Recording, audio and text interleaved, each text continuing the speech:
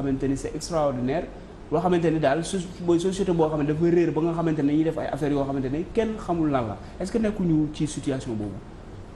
Oui, bon, je pense aussi, bon, c'est bon de féliciter quand même les forces de sécurité et de défense. Hein, parce que moi, quand j'ai appris ça, en quelques jours, qu'ils arrivent à remonter jusqu'à identifier l'auteur principal, ça veut dire quand même que c'est des professionnels. Que de meurtres si lourds, si compliqués qu'ils arrivent à mettre la main sur le suspect principal plus ses complices.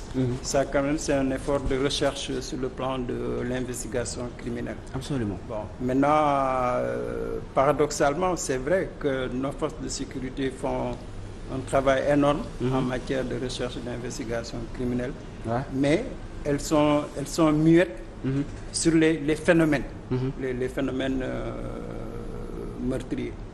On voit rarement nos forces de sécurité aller devant les médias pour expliquer les mobiles. C'est au niveau des mobiles, je crois qu'il y a interrogation. C'est pas que les gens ils se croient tout permis. Non, c'est-à-dire que c'est la situation sociale et économique. Moi, je pense que c'est au niveau de la famille qu'il y a la véritable difficulté. C'est une dislocation de la famille sénégalaise.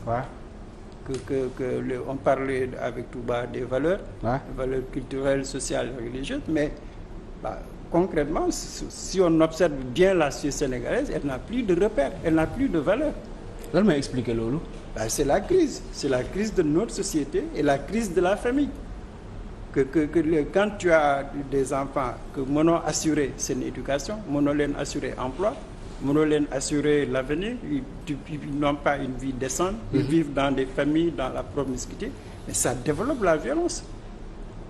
Et c'est pas par hasard que ce soit dans les zones de forte concentration ou même dans le milieu aisé.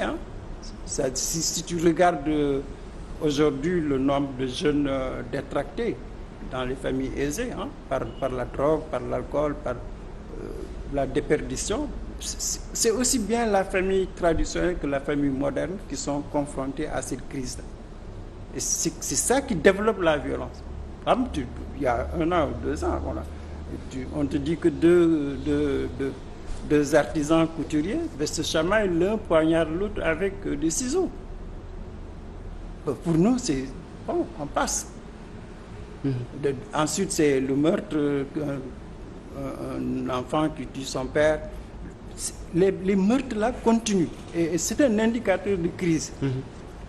Ce qui fait que pour moi, la réponse c'est l'éducation. On n'a pas une autre réponse, c'est l'éducation. C'est-à-dire que personne kenn amul droit jël rey nit. Mais ça, pour y arriver, mais prendre les violences faites aux femmes dans les foyers.